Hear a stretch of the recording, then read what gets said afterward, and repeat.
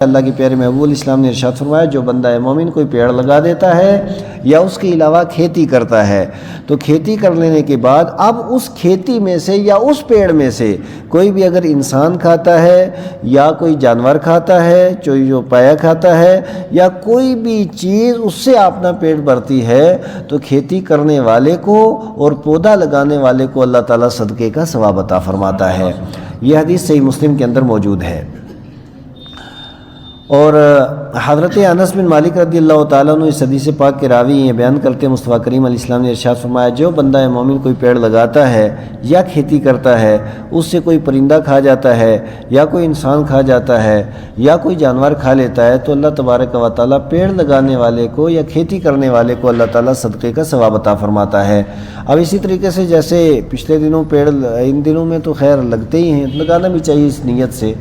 تو بہت سے لوگ کہتے ہیں کہ نہیں اب باغات لگانے کا فائدہ کیا ہے، اس سے طوطے کھا جائیں گے۔ تو اگر یہ چڑیا یا طوطے بھی اگر ان کو کھا گئی نا تو لگانے والوں کو تب بھی اللہ تعالیٰ صدقے کا ثواب عطا فرمائے گا۔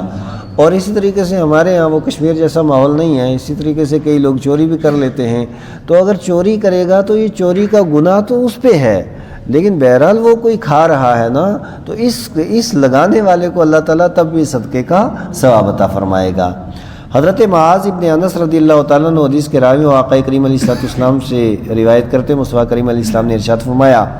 من بنا بنیانا فی غیر ظلم ولا اعتداء۔ اور اسی طریقے سے اگر کوئی بندہ کوئی بلڈنگ بناتا ہے اور اس میں کسی کے اوپر وہ ظلم بھی نہیں کرتا ہے اور سرکشی بھی نہیں کرتا ہے، حد سے آگے بھی نہیں بڑھتا ہے، یعنی ظلم و ستم کے بغیر اگر کوئی وہ بلڈنگ بنا دیتا ہے، یعنی اس سے مراد کوئی مسافر خانہ یا کوئی سرائے یا کوئی ایسی ٹھہرنے کی جگہ ہے جہاں پہ لوگ آ کر کے اس بلڈنگ سے فائدہ حاصل کریں۔ اور اسی طریقے سے او غرسا فی غیر ظلم، اور اسی طریقے سے کوئی بندہ مومن اگر کسی کو کہیں پیڑ لگا دیتا ہے اور بغیر کسی ظلم کے،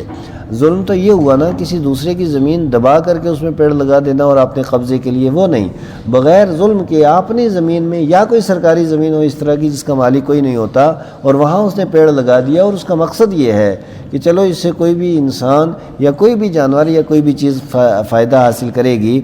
تو اللہ کے پیارے محبوب علیہ السلام ارشاد فرماتے ہیں کان لہو اجر جاریا، تو اللہ تعالیٰ یہ صدقہ جاریہ کا اسے ثواب عطا فرماتا ہے کہ مستقل اس کو ثواب ملتا رہتا ہے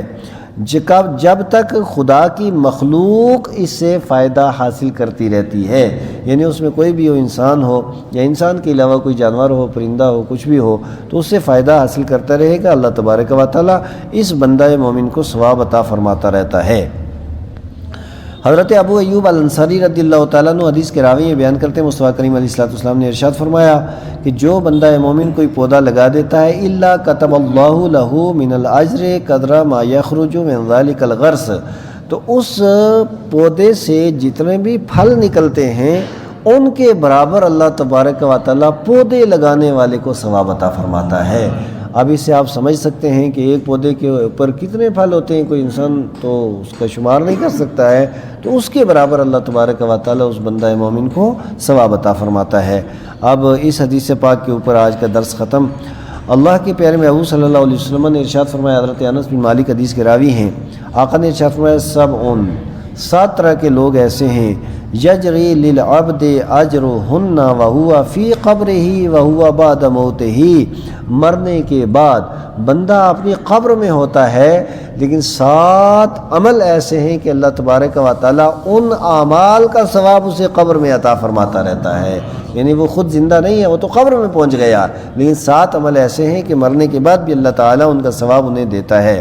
سب سے پہلے یہ کیا ہے؟ من علم علما، کسی نے کسی کو کچھ تعلیم دے دی، کسی کو کچھ سکھا دیا، قرآن پاک پڑھا دیا، احادیث مبارکہ کا درس دے دیا، یا اس کے علاوہ کسی طرح اس نے دینی تعلیم اور دینی مسائل دوسرے کو سکھا دیے، تو یہ صدقہ جاریہ ہے۔ مرنے والا مر جاتا ہے لیکن تب بھی اس کو اللہ تعالیٰ ثواب عطا فرماتا رہتا ہے۔